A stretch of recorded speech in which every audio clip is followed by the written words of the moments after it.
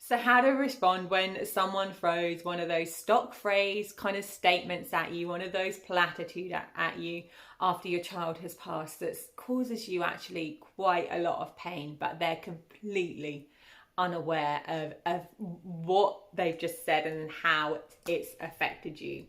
But before we dive into that, I really thought it will help you to understand and look for a little minute why people say such stupid and hurtful things to us grieving mums after our child has passed.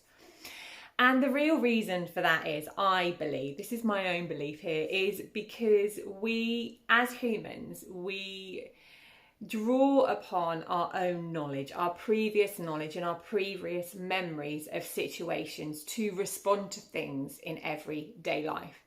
So when we're faced with a bereaved mum, a mum whose child has just passed, and if this is a new situation for us, we are going to search our memory banks, okay? We're going to search our memory banks to see how we deal with this. The same as when we're young and we're learning what a cow is and what a horse is, we will search our memory banks. Well, this is exactly the same as that. And the responses that we get, I think half the time people aren't even consciously aware of what they're saying because they're just searching that memory bank. They're going, oh yeah, that's a good one. I saw Auntie Floss say that when my auntie's baby passed, or so-and-so on a series of Friends said it when someone else's baby passed, and they'll think that it's okay. They haven't even thought about it. So out it pops, okay? And they'll be like, okay, that's done. We can kind of move on. And you're left standing there going, oh my God.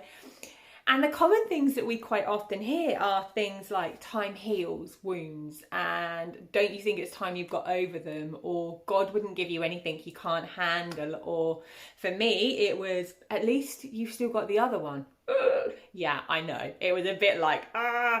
But we also need to look at ourselves and our own response and how we are feeling that day, okay?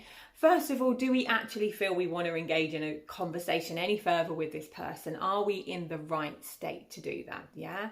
Because sometimes we're not, and sometimes it's just best not to say anything because we don't want to make things worse than they already are and more difficult for ourselves. And if we keep going around and kind of causing conflicts with people, challenging people and their beliefs, we're going to find that that's going to come back at us. Now, I'm not saying that we shouldn't, but there are really great ways to do that, which I've learned myself.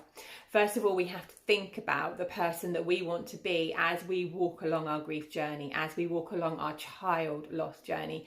And for me, when I did the work on myself, some of the things that I thought about was, I want to walk this journey with grace.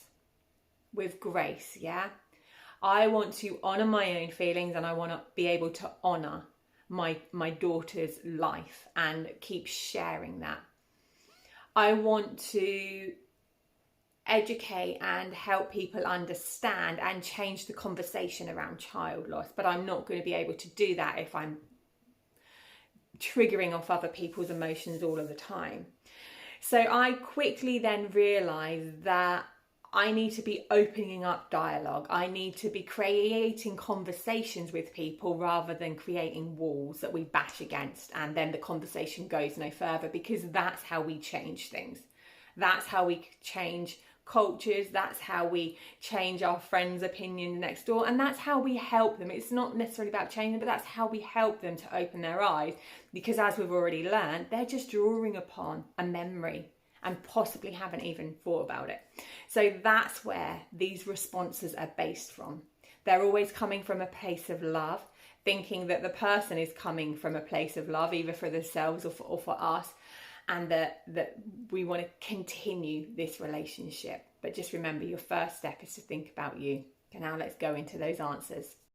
So use these answers as and where you feel appropriate, but I'm just going to give you a common platitude so that we can put them into context for this video. Okay, so the first one, God only gives you what you can handle, or at least you have another one.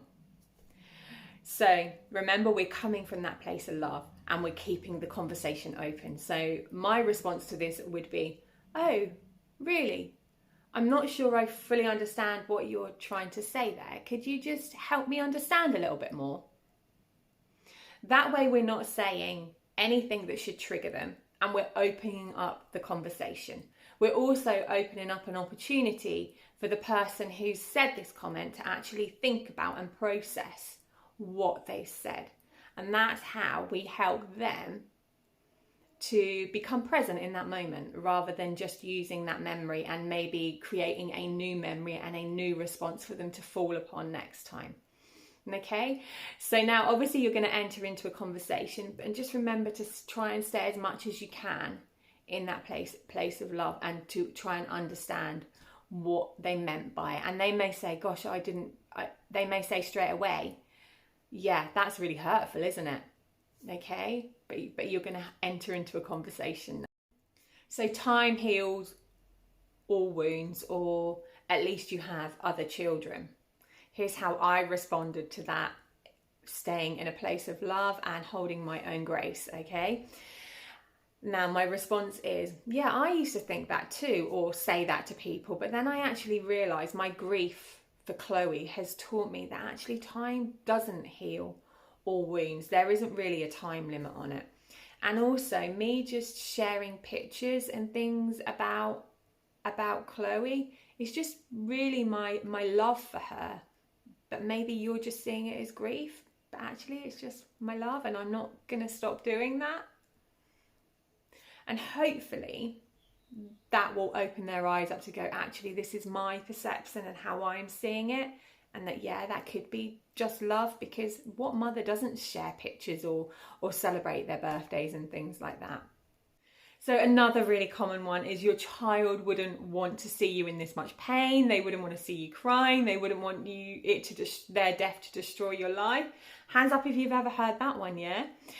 I've heard it loads, and how I respond to that, coming from a place of grace and dignity and respect, and hopefully opening up the other person's eyes to actually what's going on right here and what they're seeing in my behaviour. My response is usually, yeah, I know they wouldn't. I completely get that and believe that, because I do. But I'm still on a journey of getting to that place, of not being able to cry, of not feeling this pain, but I've got to feel it and understand it and work out what it means to me, so that I can express all of this in a different way. But we'll get there. But this is just where I'm at today. And you see, you're not actually arguing with them, because as a mum, whether our child's passed or whether they're living, we know that they don't want to see us upset, because what human does want to see another human upset? It's kind of human nature that we try to comfort, and we try to help people not feel in any way, shape or form any bad or negative things. It's just the way we're kind of designed. So there is no real argument there, but it is just letting people know that at the same time, it's okay for me to be where I am today, and it's not permanent. I won't be here forever. So there is tons more platitudes out there, and I will make some more videos. But if you'd like to share anything that's been said to you in the comments below, I would love to hear it, and I may even give a response if you're struggling with that too. But again, if you have liked this channel, if you have found it interesting, please do subscribe, and please do like the video. And if you happen to know any other Angel Valola grieving mums who may benefit from the information that is going out on this channel, please do share it with them. Yeah, I'm just trying to help as many mums like us to manage a really, really difficult time in their life. Yeah, so take care now.